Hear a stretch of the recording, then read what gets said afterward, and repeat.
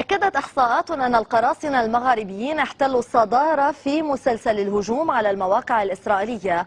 وفي تصريح خاص لقائد مجموعة الفلاجة التونسية، فإن عدد الإنجازات التي قاموا بها تعد إسرائيل بهجوم أكبر. التفاصيل في تقرير أمان الله منصوري.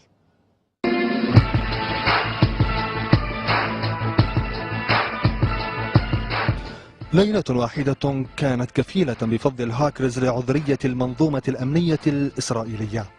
الأعلام الإسرائيلي يوضح أشد الهجمات كان مصدرها شمال أفريقيا.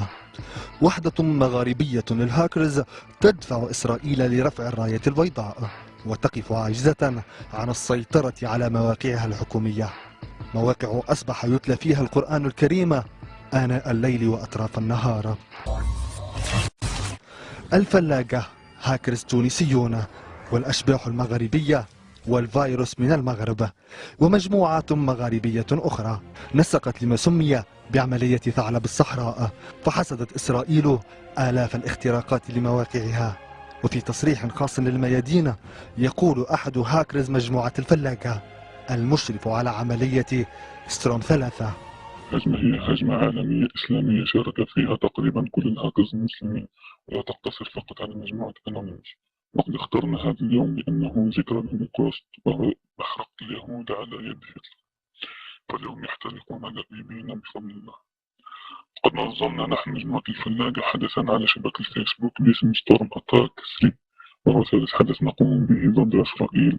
وقد قمنا باختراق العديد من المواقع والحسابات الشخصية، وقد قمنا كذلك باختراق ما يقارب 10,000 مودم إسرائيلي، والعدد في تزايد. كما ترون يتصدر عن قائمة الهجمات على إسرائيل الهاكرز التونسيون والمغاربة بفضل الله.